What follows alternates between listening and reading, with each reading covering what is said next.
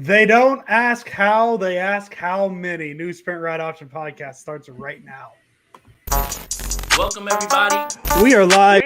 My name is Jason Aponte. I am Andrew Pasquini. We're working. That's it. We're working over here. That's it. Let's go Niners. Let's go Niners. Sprint Ride Option podcast. Oh my goodness, we are live. It is a Thursday night. It is a new Sprint Ride Option podcast. I am Andrew Pasquini, joined as always by the beautiful, the incomparable, the happy the 49ers won because he lives across the street from the stadium, Jason Aponte. Jason, how you doing? I'm doing great. If you're new here, make sure you guys like this video, subscribe to the channel, hit that notification bell for when we go live. There's not that much content coming down this week because the 49ers did us a favor by playing. But this is going to be a doozy. Ooh. It's going to be a doozy of a week. It's going to be a doozy of an instant reaction. And this is going to be a very it's a big litmus test. Yes. For do you know ball? Do you understand what you just watched? And I can't wait to talk about this. Yeah. I'm assuming it has to do a little bit with the quarterback position, Jason Aponte. But before we dive in too deep, the Dark Knight. I love you, Batman. You know what an almost loss is? It's a fucking W. It's a win. The 49ers defeat the New York Football Giants 30-12. Jake Moody opened up the scoring with a 28-yard field goal, gives the Niners a 3-0 lead. The Giants matched it with a field goal of their own before Ronnie Bell gets his first career touchdown, making the Niners lead to 10-3. Christian McCaffrey follows up with a touchdown of his own, 17-3, before Graham Gano hits a field goal to take it into the half. The Giants take advantage of really good field position, making it a 17-12 lead with a Matt Breida. Hey, we know that name, 8-yard touchdown rush. Jake Moody hits a 21-yard field goal to make it 20-12. Jake Moody hits a field goal to make it 23-12. And then we obviously saw the Deebo Samuel touchdown, 30-12 final score, 49ers win. And yeah, we'll get into it. We don't need to talk too much about the numbers yet. The numbers for super chat and start with this. That's exactly. We're going to get into it. Ty Bud, thank you for the donation. Started out like a scrimmage, QB 13. So thoughts, Jason. I'll let you start since you're teasing it as a what's the word you're using? It's a barn burner, and it's a doozy. This one's a doozy. Whew. Well, first of all, I think it's important to point out that the New York Giants had a dedicated plan. There was 5 dropbacks in the first half that were not blitzed on Brock Purdy. Wink Martindale literally just was blitzing the hell out of Brock Purdy. And some of the warts that I think a lot of people were worried about with the offensive line started to show itself when you're under constant pressure. Mm-hmm. I think this is the easiest way to put it. This was Brock Purdy's early on. It was his worst showing early on, but it wasn't a bad game. I want to make sure that we clarify what I'm saying. Early on, some of the throws, especially on that first drive, in which God loved George Kittle so much. He breaks up the interception and he goes, like, that is so funny to me. And if you can't laugh at that, then you lighten up. It's still football. Yeah. Nice play. But early on, there were throws that were there where you're just like, damn, what is he seeing? What is he doing? Okay. As the game progresses, Brock Purdy hits that throw to Ronnie Bell. Beautiful throw. Brock Purdy has a throw to Christian McCaffrey. That's a throw that ends up being incomplete, but there's a holding call on it. Brock Purdy hits a throw at the end of that game to Deebo Samuel, right on the dot right there. And there's a way to understand that there's 2 halves. Mm-hmm. Give credit to the New York Giants because they didn't get the memo. Yeah. That they they weren't supposed to show up, anything like that. But man, you can say 2 things are true. Early on, it didn't look good. No. But he ended up doing what he needed to do. I mean, he threw for 300 yards in this game. The 49ers put up another 30 piece. Yeah. And look, again, I hate box score scouting. I hate it. I understand. But still, man, come on. And look, we're going to this is a weird show for us because the super chats are going to come in fast and furious. So yes. Weston, not great ball, but get out on a Thursday night game and win and move on. And no big injuries. And now you get 10 days off. Hey, guys, Christian McCaffrey didn't play every single snap. Are you okay now? Are you okay? Good. Are you good? Are you good? Are you good? Let's get to the next one. Hold on real quick. 3102 Tubbs. Let's go. Keith Murphy. Appreciate you. Go ahead. Andrew Pasquini, give me your thoughts. Yeah, so I've been getting mentally prepared for the podcast. So, I zoned out after the touchdown a little bit, get going. Holy shit, Brock Purdy had a 310-yard game. Yeah. Like, it just, the way Twitter, and I even said it. I said it in the first half that, hey, he didn't look good. I even floated the idea out of like, hey, is he coming back down to earth? But then I said, it's a reverse jinx. I'm trying to jinx it by mentioning it. Worked out in my favor. If this is what a bad game looks like for a quarterback, statistically, obviously, I know. So hold on, Andrew Pasquini. Yeah. The San Francisco 49ers, after 3 games, have scored 90 points. I'm not a mathematician. It's pretty good. But 30-30-30 equals you are scoring 30 a game. Yeah.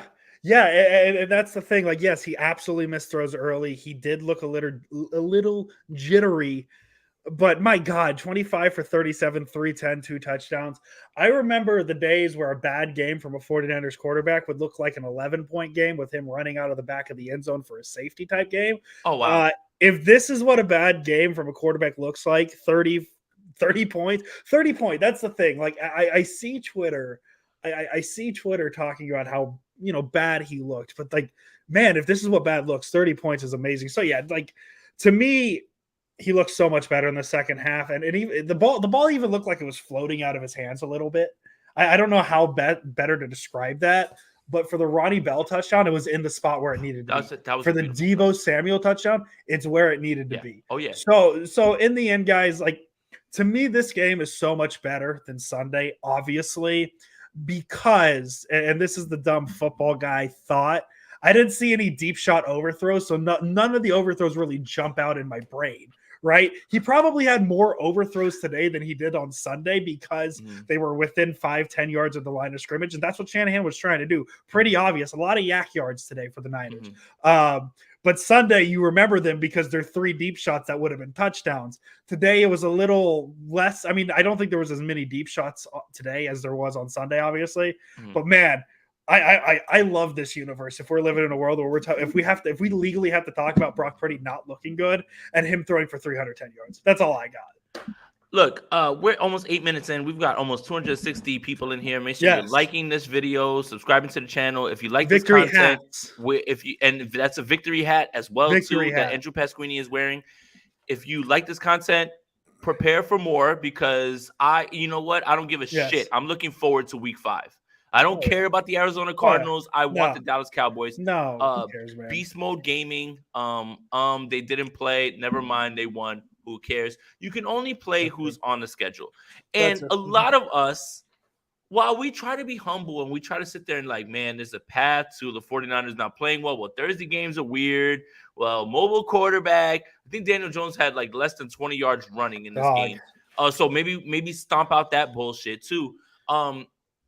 Is sometimes your team is just better than theirs. And no matter how you play in that way, and again, if you feel like, well, against the Philadelphia Eagles or the Dallas Cowboys, who seem to be the only 2 teams in the 49ers way right now, if you feel like you can't get away with that, that's fine. Yeah. But you can only play who you're supposed to play. And when you beat a team in the fashion that we thought they would, it may not have gotten there in the way that we thought it would have. But the 49ers are far superior to them, especially when you're missing Saquon Barkley, you're missing Andrew Thomas, you're missing your starting left guard, all of those things. You still have to give credit to the New York Giants, though. The New York Giants for a little while had people in a tizzy, wondering why, oh, my God, like, how are you letting this happen? What's going on? They're still a football team. There's still a bunch of professionals. They game plan all week. Wink Martindale had a very specific plan. I literally cited it, and you guys can look it up on Next Gen Stats. 5 of Brock Purdy's dropbacks in the first half of the 24 were non-blitz. Yep. They were non-blitz. They blitzed 19 out of 24 times. They had a clear plan. It worked for a little bit, but you always have to side with the team that's going to find a way to get that done. And the 49ers did that, Andrew Pasquini. Yeah, and my thing is I know it's very, and this isn't necessarily about Purdy, it's just more about the whole game. This is one of those, like, you got to ignore the scoreboard games because the Niners win by 18, whatever. And I know it's very hard. Vishal, thank you for the donation. You called it again today. It was a Kittle game. He didn't win me money like Debo you did because I didn't get my touchdown. But yes, Thursday Night Football is when George Kittle shines. Ty, I love you already. Thank you for the donation. We appreciate it. Must be new to the Sprint Right Option podcast. That's okay. I usually don't come post game. The hat, Ty, burn it on a live. Oh yeah, Ty. No, this is Ty, for the uninitiated. Victory hat. I found it at. Yeah. That's victory hat. That's I found it at a store in Sacramento here for like $10. We wore those for 10 straight weeks last year. Yeah. 10 straight. Yeah. Victory hat. It's not going anywhere. So Ty, I appreciate you joining. Thank you for the donation. But yeah, Sprint Right Option, that's a mainstay.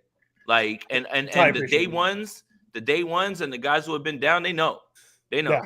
Thank you, Ty, for the donation. We appreciate it. This is absolutely a game where, like, you can't do it, but you can because the Niners won by 18, where you ignore the scoreboard and you look at the numbers. Niners outgained the Giants 441 to 150, 300 passing yards to 121, 141 rushing yards to 29, time of possession 39 to 20. Like, the Giants barely had the ball for a quarter in this game. Niners were 9 for 16 on third downs, 7 for 10 on third downs in the first half. They looked really good in the first half getting those first downs. The Niners just really dominated this game, and the score doesn't necessarily tell the whole story because this could have been a 50-burger. Easy. But it wasn't because they struggled in the first half. Is what it is. A win's a win's a win. Jason, do you have any final thoughts on Mr. Purdy and how he performed? I think we've laid it out. 310 yards. What negativity do you want outside of he had some off throws in the first half? Yeah, and some throws where I just was asking questions like, where are you going with that? Mm-hmm. And are you that guy that we used to have here too sometimes? Just a little bit. Perfect. But overall, Brock Purdy had a great game when you finished the game that way. Double BS Studio says, Greenlaw made Sutton stain his white pants. Dre Greenlaw, I love your enthusiasm. Yeah. I love your fire. Can you stop? I feel it, yep. Can you stop? And people in my mentions, well, you don't know football. I know that every week Dre Greenlaw makes a play that makes me say, I don't understand what you're doing. So whether I know football or not, and I'm tired of people telling me I played Pop Warner football, so I know. Who gives a shit? There's plenty of football players who get it wrong religiously. Dre Greenlaw, fucking dial it in, man. Dial it in, my God, dude. I feel like we're at a point with Dre Greenlaw. Every time we talk negatively about him, it's because of a dumb after the whistle penalty. It's always that, and we can never focus on the great plays that he makes. We can only focus on just like, why are you lifting that guy's leg at the end of the play? Mm-hmm. Why are you punching someone straight up in the face? What are you doing, dude? It's literally a pattern to the point where if you think you're gonna come at me and say, well, you don't know football, that wasn't a penalty. The man makes one almost every single game. Yeah. My God, dude. He's lost the benefit of the doubt. He lost the benefit of the doubt completely. If that happens to Fred, you can literally sit there and say, damn, why are they playing Fred like that? Greenlaw's punching people in the face, lifting legs, twisting legs. Just stop. Just stop, dude. Stop. Love it. I love it. Jason, let's go to the running backs now.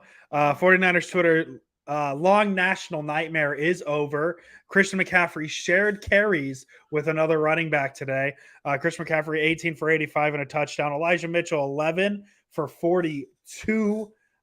Feeling good. Hey, we're feeling good. Just like 404 error file not found. Thank you for the donation. Good day at the draft. Hell yeah. We all won. We love that. We're feeling good. We're feeling good. 49ers money line. Brock Purdy over passing yards. If you were on that bandwagon, and you should probably listen to the article that I wrote on Niners Nation. I missed on the George Kittle touchdown. Fine. But I feel like I hit on almost every other thing. Shout out to you. I love that for you. I didn't put those bets in that I wrote about because I'm a moron. You gotta believe in yourself, Jason Aponte. I know. I always give everyone the best advice, and I never take my own. You gotta take your own advice, Jason. Well, the thing is if I would have laid it wouldn't have happened. Yeah, that's how I feel. If I lay it, it doesn't happen. Usually how that works. But no, yeah, Christian McCaffrey, pretty good game. Double B Studio, thank you for the donation. Greenlaw Mud Dog, and they talked about his mama. Maybe that's what happened. Maybe that's why he committed another egregious penalty. Nah, bro, 57 getting picked on same time as Whistle. Maybe sure. To me, I thought it was late. But as we said, Greenlaw's kind of he's lost the benefit of the doubt. Though, Ty. Yeah, it's every week though, Ty. Yeah. Like if this was a 1 week thing, I hear you. Nicholas, Debo touchdown 110 to win 225. Debo and CMC 50 to 1 win 63. Thursday Night Football boost 50 to win 150 in my bag. Nicholas, let's count this money, and you get to cash out today. And guess what you get to do? You get to go and you get to watch football on Sunday. All day. And enjoy that money. No 49ers ruining No 49ers football. Just enjoy your fantasy teams. Yes. No, so he mentioned McCaffrey already. 18 for 85. Not much on the ground. His longest was 12. I mean, he averaged 4.5 yards a carry. Not much more you can ask for. Andrew's not watched the other guys, but Andrew does not work tomorrow. Might happen tomorrow. We got some plans going to watch it tomorrow because I have all day tomorrow. EAFC comes out in about 18 minutes, so I'm very excited. But yeah, man, like the run game. You want to talk about the Christian McCaffrey? Oh my God, the national nightmare's over. They shared carries. He got 18 compared to Mitchell's 11. Yeah, but he still looked really good. Weird how that works. Yeah. Christian McCaffrey's good. Yeah, pretty good. Evidenced by a 3rd and 13 screen pass that he takes, and he continues to drive when Brock Purdy doesn't seem like he's in his bag right there at that moment. Mm-hmm. My God, man. It's over. I don't want to hear about it anymore. I don't want to hear about snap counts. If someone was in there and they fumbled the football or they missed a block or they dropped a pass, you would say, where's Christian McCaffrey? You didn't need him this week. You didn't need him this week. And you're not going to need him next week against the Arizona Cardinals when you'll need him. And if Christian McCaffrey plays every single down on week 5 against the Dallas Cowboys, I do not care. I do not. You are the highest paid running back in football. You are an invaluable member of this offense. You have lifted every single quarterback that has been under center with you. Can we stop? Elijah Mitchell played fine today. He was all right. He had a really big run. I saw that. And then guess what, guys? You got your wish. You saw Jordan Mason at the end of the game with Sam Darnold. There we go. So Kyle Shanahan understood what was going to happen. Yes. No, and I don't know how much better I could say it. The run game was the run game. McCaffrey gets the touchdown. Elijah Mitchell has the 18-yard run. I think that's really it. All I got on the run game. Not a ton. 141 yards, less than 4 yards a carry for the team is what it is. They didn't need much on the ground. It didn't seem like it. So rushing attack done. Deebo Samuel is the talk of the town in the receiving game. 6 receptions, 129 yards, and a touchdown. His long was that 40-yard touchdown at the end of the game. Pretty good at football. George Kittle, 7 receptions, 90 yards. Christian McCaffrey, 5 receptions for 34. Jawan Jennings, 2 for 31. Ronnie Bell, 2 for 24. And Jay asked it, where's the love for the return of 2021 Deebo?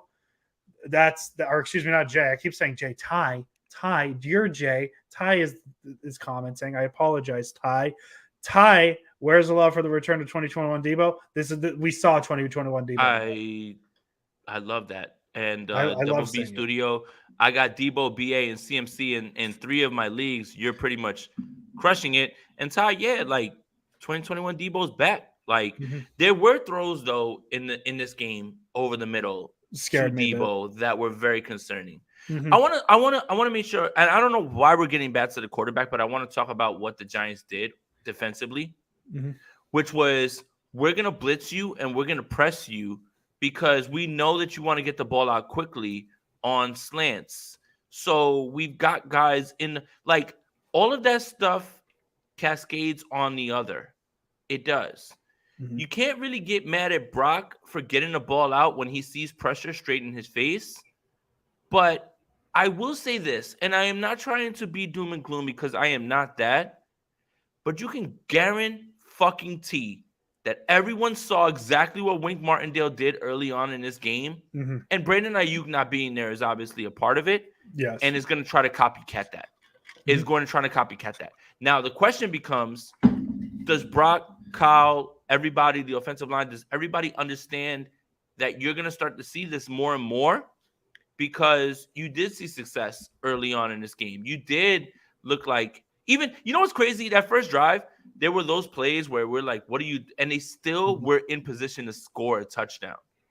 And does that have to do with the talent on the defensive side of the New York Giants? But I think there's a little bit to the idea, since the NFL is a copycat league, that people are going to look at what just happened and what they did and say, man, a lot of that works. And maybe we have better personnel on the back end that can make this work. Yeah. So I think you can bet your ass that you're going to see this over and over again with Brock Purdy, and it's going to be up to him to adjust to that.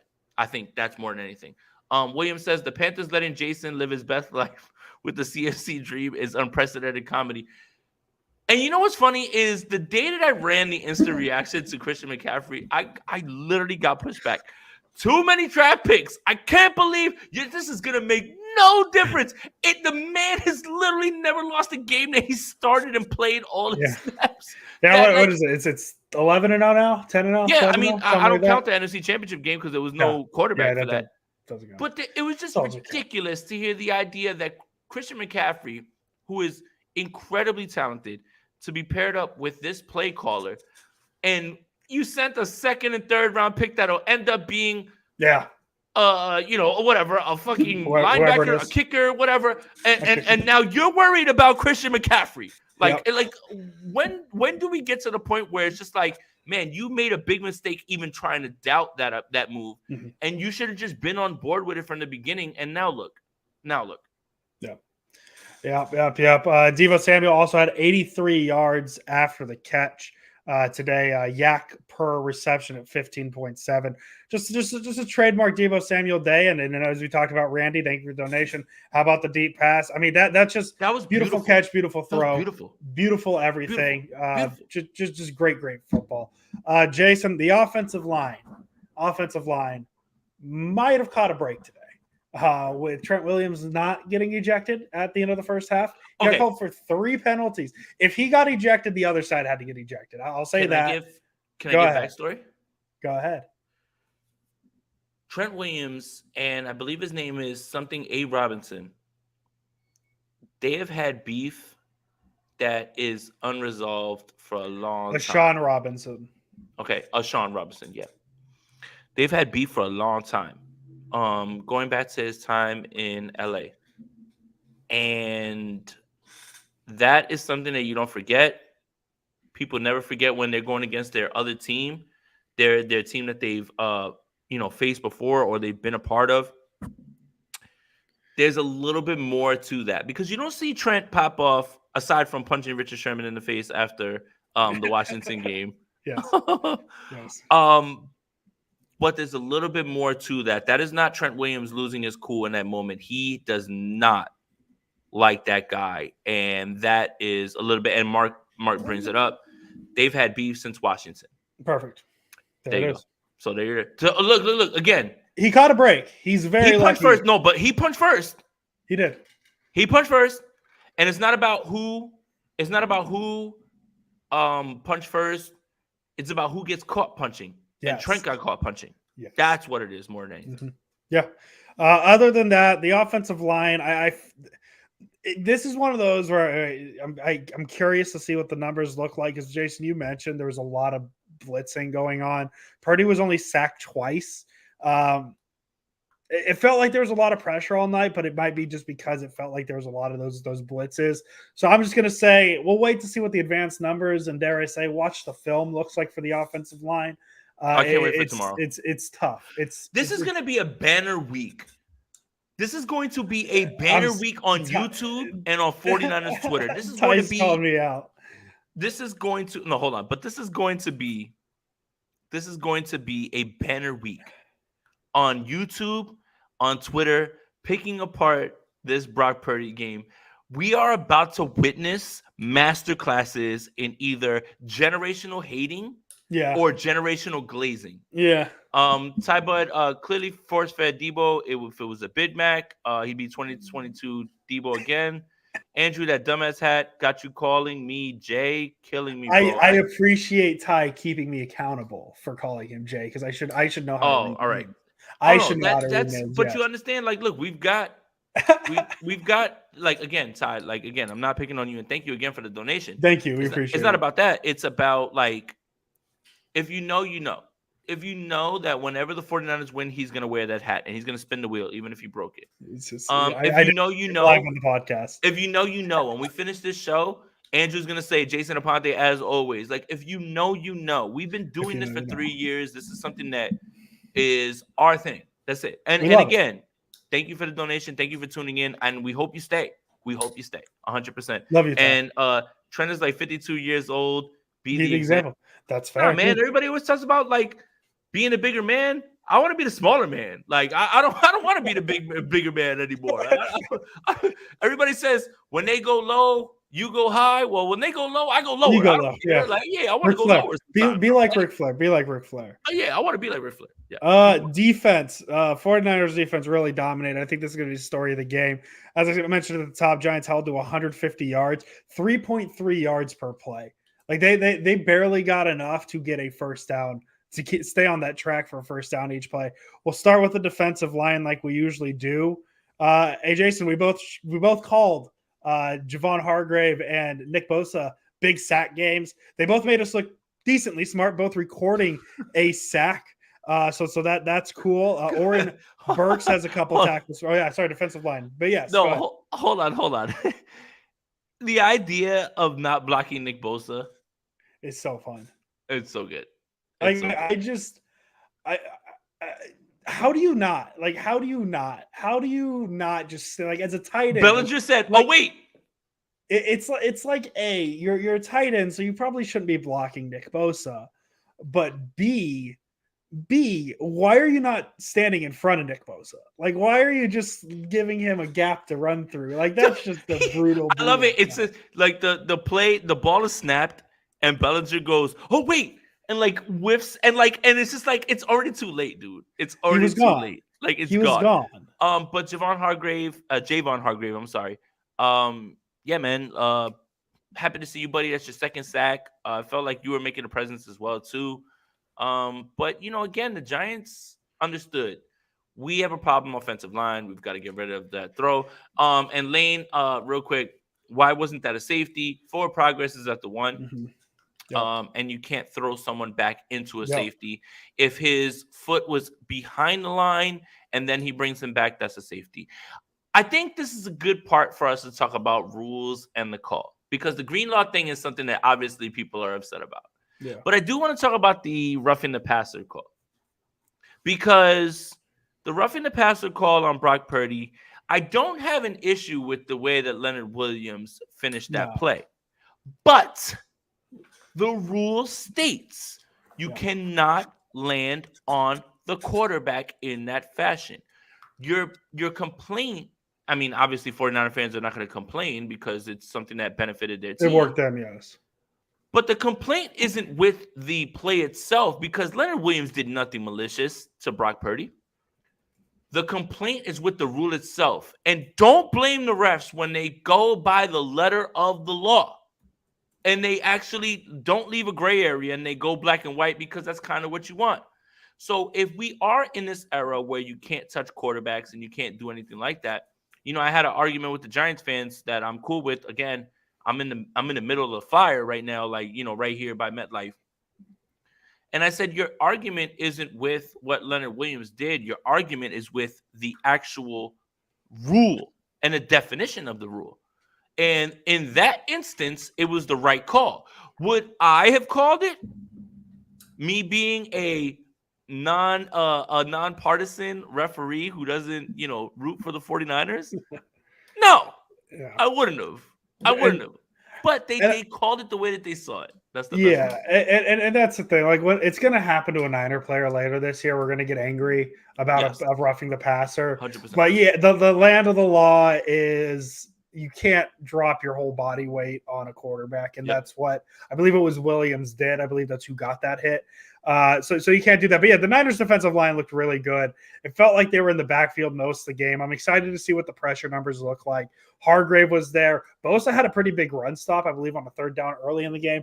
Armstead was in the backfield. Drake Jackson and Cleveland Farrell both had a pressure on the same play coming around the edges. I thought it was a really dominating game from the defensive line. Only getting 2 sacks, kind of a bummer, is what it is, but I always valued pressures over sacks, so I'm curious to see what those pressure numbers are. Niners. Oh, you got another real quick. Kyle Shanahan just ahead. spoke, and he said that if this game was on Sunday, Brandon Ayuk would have 100% played. Yeah. I think that was when to me when it's a true game time decision on a Thursday night football game, it means that they're going to play Sunday. JKBG, that ref was deep state. Hey man, that could be it too. Never know. 49ers linebackers. Oren Burks had a pretty good game. Finished with 5 tackles, 2 for a loss. So that's pretty nifty that we're talking about a linebacker before Fred Warner and Dre Greenlaw. Greenlaw had 5 tackles of his own. Warner had 4. Greenlaw has the bad penalty, but he also had a hit of the quarterback that forced a throwaway by Daniel Jones. Was very close to a intentional grounding. By the way, and we passed the defensive line. Stop playing with Javon Kinlaw. He blew that play up from the start. Yes, Kinlaw. Javon Kinlaw blew that play up from the start, and Drake Greenlaw ran him down. Stop playing with Javon Kinlaw. I'm so happy for that young man. Whether you're here next year or you're not, stop playing with Javon Kinlaw. He has been great these last 3 games, and he's showing us something that we haven't seen, which is pass rushing. Shout out to you, Javon Kinlaw. If nobody believed in you, including myself, good. Use that to your benefit, man. Keep hooping, man. Keep hooping. He's been looking good early on. I don't know where else to put this stat really, so I'm just going to throw it in with the linebackers. Daniel Jones 2 carries for 5 yards. He didn't get much going. We talked about that really being the only way the Giants can beat the Niners. So it's a pretty decent game for the 49ers linebackers. And then the secondary. Hufanga has magnets. Hufanga had the interception. To me, there's no grade for the secondary because like Daniel Jones, they held Darren Waller to 3 receptions for 20 yards. It's just, and this isn't a knock on the secondary. It's more of it's an incomplete grade because Daniel Jones didn't really pressure them. Like Lenore got called for a pass interference, I think, but other than that, like what did the secondary? So let me ask you this. You watched the game on Amazon, like we all did, right? Yes. Okay. Yes. So on that 3rd down that Jones threw the ball like way above Waller's head and he couldn't bring it in, he's like, man, Waller's got to bring that in. I don't know, like Daniel Jones is frustrated. I'm like, what are you watching, Herb Street? That shit was over. He's 6'5", and you airmailed that shit over his head. I'm 6'5". If you can't put that in the catch radius, now you're blaming Darren Waller. Like I didn't get that part where Herb Street. Like Herb Street was like making every single excuse he could for Darren Waller and never putting the onus on Daniel Jones at all. Yeah, no, Jones wasn't good. Like Jones was not good. And it just is what it is. 22 for 32, 137, an interception. The Niners.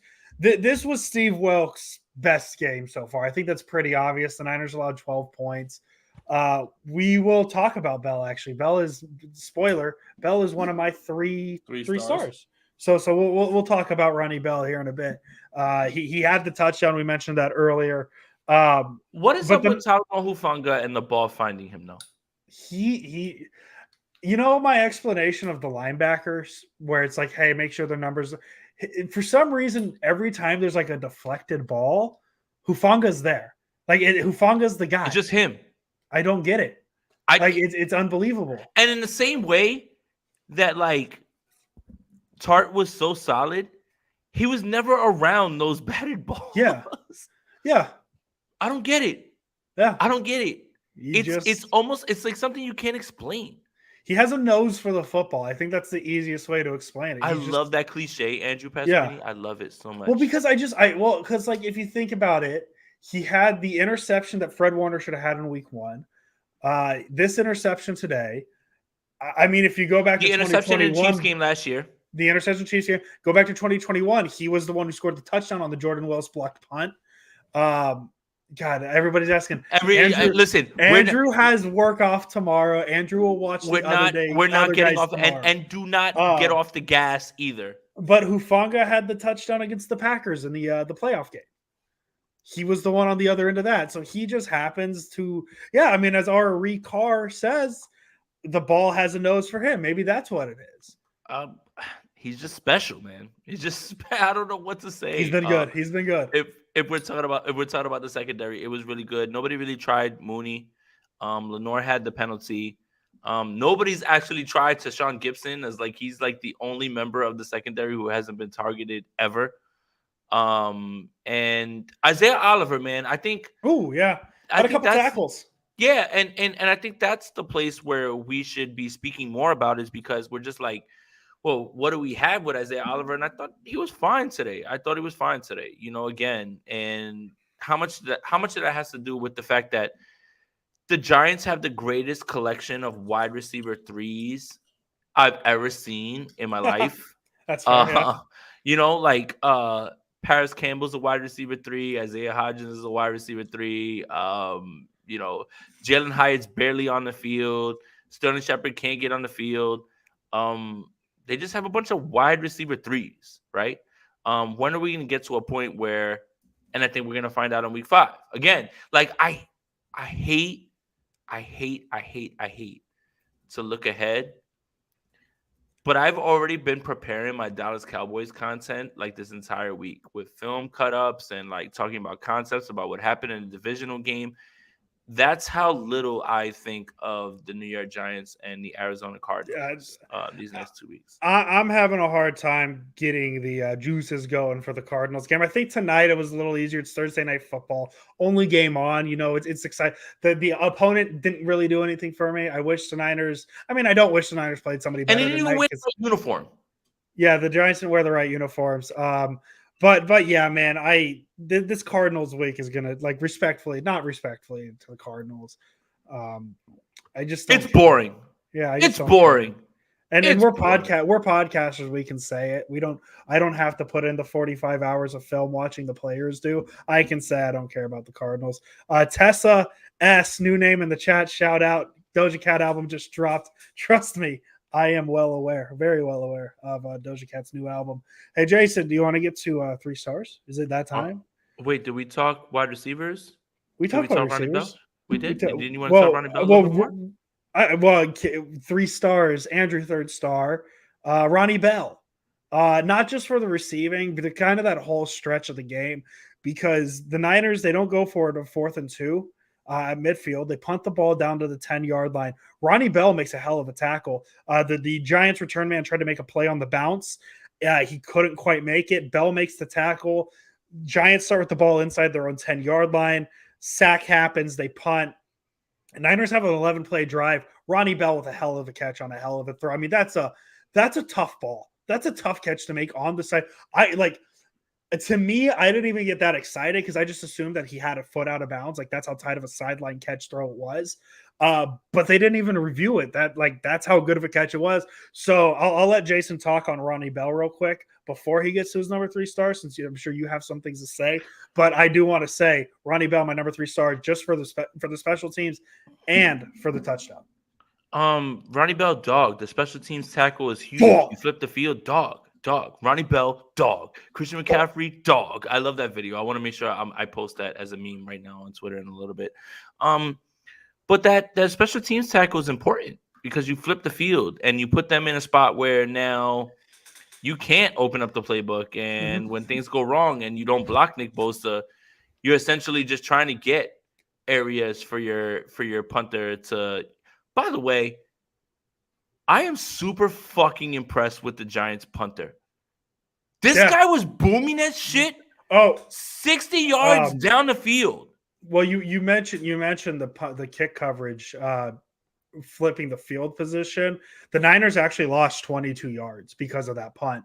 The Niners punted at midfield. They get them inside the 10. The Giants punted the ball back. The Niners started their drive at their own 28.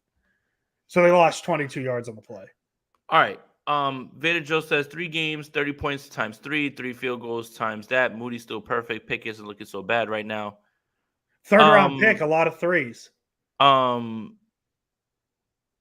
There's a world where you feel like your right tackle is not doing well right now. Yeah. So give me Blake Freeland. Fuck the field goals. Robbie Gould would have made all of those. Stop asking me about it. Stop talking to me about it. I don't fucking care. When a kicker makes his kicks, it's not parade that's word the thing. news.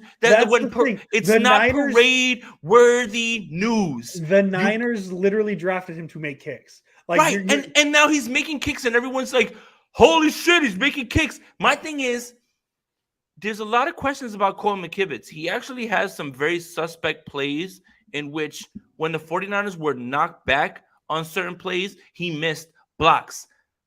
Give me a football player. Stop. And I don't care. Stop tagging me on Twitter with this shit. Stop reminding me when he makes a kick. I don't care. I don't give a shit. I don't care. Jason, who's your third star? I had Ronnie Bell. Who's your third star? It's Jake Moody, because just so everybody gets the fuck off my back. It's Jake Moody for making kicks that Robbie Gould fucking made, okay? If Robbie Gould made those kicks and nobody gave a shit, and now because you're trying to justify a stupid fucking pick in the 3rd round, now it's Jake Moody. It's my 3rd kick. Can y'all leave me alone? It's still poor process. God, man. Holy shit. Double B Studio, thank you for the donation. This offense overcomes even Kyle's bad plays. I got a plant stuck in my head. Jason, who's your third star? Jake Moody. Oh, is it really? So Jake Moody's my 3rd kick, so you could leave me the fuck alone. Leave me alone. It's still fucking stupid. Did you hear them on the show? Did you hear Al Michaels say that's the highest kicker that's been drafted in a long time? Remember Roberto Aguayo? And they literally are making jokes about the shit. Shut up about the shit. I don't care. Oh my God, man. The guy does exactly what he's supposed to do, and I'm supposed to give him praise? When he fucking makes a tackle, when he goes out there and he PBUs somebody, when he sacks a quarterback, that's when I'll give him credit. He's doing exactly what he's supposed to do. Who gives a shit? I think that'd be impressive if he gets the sack. I don't think that'll ever happen, though. My number 2 star, there's a few options. I think I'm going to go Brock Purdy. I'm going to go Brock Purdy, Jason. 310, 25 for 37, 2 touchdowns. It really... The slow start, we talked about it. We gave a very long explanation onto what we thought about the start of his game, but overall, very good game from Purdy. And I just don't know how you can poo-poo at 300 yards. George Kittle. Okay. A football player. A guy who has to block men. A guy who has to block men. A guy who has to catch passes and run people over. I'm going to pick a football player for my second pick. Like that. George Kittle. Nice to see you, buddy. It's nice to know that, when you look around and you're like, man, Brandon Ayuk's hooping and Deebo Samuel's balling and Christian McCaffrey's a stud, you can always get in your bag and say, oh, wow, we have this George Kittle guy that's actually pretty good, like when he's throwing the ball. And that's kind of what you saw. Thursday Night Football, he's been, 75 plus yards. I think his last 4 Thursday Night Football games, and that continued today. So, George Kittle, nice to see you, buddy. Very nice to see you. Jason, I'm smiling now because I think for the new people who have never watched the Sprint Right Option podcast, there's a bit we do where we count down where we believe we have the same number 1 star. I think we do. And it's the player who originated it because of 2021. Jason Aponte, number 1 star in 3, 2, 1. Deebo Samuel. Yes. I'll let you go first, Jason. I can't believe that we didn't mention Christian McCaffrey, by the way. 12 straight touchdowns, 12 straight games with touchdowns, by the way. Christian McCaffrey, worth every single dollar, worth every single pick. I think didn't they give up? Just a question here. This might be. Didn't they give up a 3rd round pick in the Christian McCaffrey trade? Yeah, so they could just use it on the kicker. Who gives a shit? Let's see here. But Deebo Samuel, man. I saw a lot of when I was talking about like, hey, those throws by Brock over the middle are dangerous. And people said, well, Deebo's like dogging it, kind of not running as hard. Oh my God, man, when you see him with the ball in his hands and he's running through guys, he's not playing hard. I think we've got to a point where we've all realized that Brandon Ayuk is the superior route runner on this team. Mm-hmm. And that's not a knock on Deebo Samuel. But I think that is a way to lose sight of the fact that Deebo Samuel is a special fucking football player. Yeah. And he was great in this game, man. And for him to catch a back shoulder throw towards the end zone, man, I mean, and then he has this run where he's like running through everybody. And then when he goes, this is how you know it's real. Deebo Samuel had the wind knocked out of him. Yep. For a little while. And everyone literally was just like, oh Jesus dude. Christ. And you're just sitting there and you hear a pin drop in that stadium. If a player wasn't that special, you wouldn't have cared that much. Yeah. So, yes, Deebo Samuel, number 1. Yeah, dude, same reason. That play he broke 4 tackles was insane. He's just a yak master. We just saw what 2021 Deebo Samuel was minus the run game. I mean, he had 1 carry for 2 yards, but I mean, when Elijah Mitchell's getting 11 carries, why have Deebo Samuel run the ball? Got to get Christian McCaffrey off the field. But yeah, Deebo's just a phenomenal game from Samuel. Jason, you really took all the points there. So I know I love it when we have the same number 1 star because I get to count down, we get to do the whole bit. It's fun, it's enjoyable. Well, but Deebo Samuel's the number 1 star, and we're missing Christian McCaffrey. Yeah, we're literally missing Christian McCaffrey. Christian McCaffrey, who has been the catalyst for this 40. I mean, there's a reason. I mean, when Trey Lance was on the team, did Trey Lance ever get snaps with McCaffrey? No, but you see how good he is. Jason A. Smith, aka Stephen A. Ponte. Hey, you know what? Jason throws better first pitches at Yankee Stadium than oh yeah, 100%. I got a way better arm than him, and also better to be utterly ridiculous than boring. And you know what? I stand on what I say. I mean what I say. I don't mince words, and I don't care. Never. But if y'all going to keep adding me every time a fucking kicker makes a kick like he's supposed to, y'all got to let this shit go.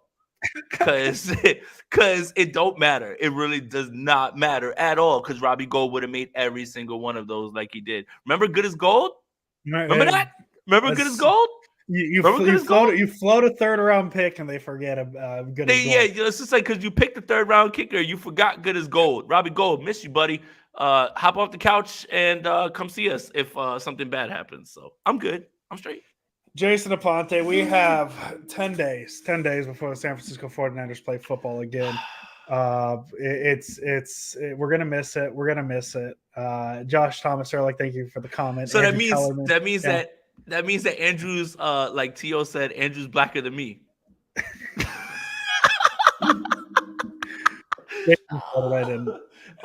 This show's off the rails. Let's go. But we'll be back at some point next week. Enjoy the 10 days off. Yeah, 49er fans, what I want you to do is I want you to enjoy Victory Friday. It's Victory Friday for us East Coast people. Yeah. Enjoy Victory Friday. Enjoy Saturday. Enjoy Sunday. Watch football on Sunday and laugh at people that have to like sweat through their games. Mm-hmm. You already won your game. You're good. And you're 3-0. You're about to be 4-0. Spoiler alert, Andrew and I are going to pick the San Francisco 49ers to beat the Arizona Cardinals. Yeah. Prepare for the Dallas Cowboys. I'm just at a point. Why don't we just do a preview? Why don't we start the Cowboy preview next week? I want to. I've already been prepping. I've already been prepping my respectfully. And college football Saturday. We get to watch Coach Prime at what, 3 o'clock Eastern? Florida State gets to beat Clemson tomorrow first, or Saturday first. So Oh wow! I mean, I love that for you. I'm gonna start my Saturday so grumpy because Wolves are going to Luton Town, which is the smallest team in the Premier League, and Wolves is gonna lose. Beast Mode. I can't read names today. Right. Beast Mode Gaming. Thank you for the donation. I would need those money bag bets, Jason. I will absolutely be on it because I'm a degenerate myself. I got a no sweat bet back because George Kittle didn't score a touchdown. Hit on every other thing but that. But I got it. Yeah, like 100%. Like we're gonna do anytime touchdowns. I'm gonna be cooking up, and maybe you know what? Maybe I'll do a Sunday show early on where I take your fantasy questions, and we can do all that as well too. But yeah, look, I want 49er fans to know that like while we worry about Thursday night football games and we worry about like, oh my God, the how is this going to work with the time off and all that stuff? Well, now you know what? Your team, those guys, they get to be off Friday, Saturday, and Sunday, and they'll come back into the building Monday. I want you to take that same exact time off. Enjoy football. Go to a bar somewhere. I mean, if you guys live in Cali, everybody's going to be 49er fans. So, like, they're like, you're not going to be able to laugh at them. But not me.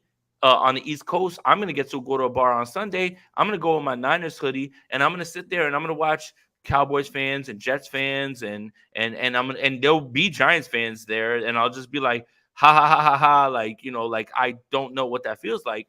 Enjoy yourself. Just enjoy yourself.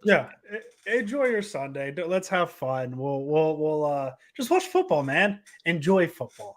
Football is fun. We don't have to worry about the Niners playing 3-0. That's all that matters here. Jason, let's get out of here. It's a little late where you are. Why don't you go get some sleep? I'm all right. I'm juiced off of Mountain Dew right now at this point. I've been drinking Mountain Dew all goddamn day. I feel great. I love it. All right. Well, Jason, I will talk to you next week. I'm going to text you a lot all the time. You know it. Jason Aponte, as always. And this is for everybody that's new. Let's go fucking Niners. I'm here to show the world. I'm here to show the world. That's Dolph Ziggler reference. Shout out Dolph Ziggler. Welcome, everybody. We are live. My name is Jason Aponte. I am Andrew Pasquini. We're working. That's it. We're working over here. That's it. Let's go Niners. Let's go Niners.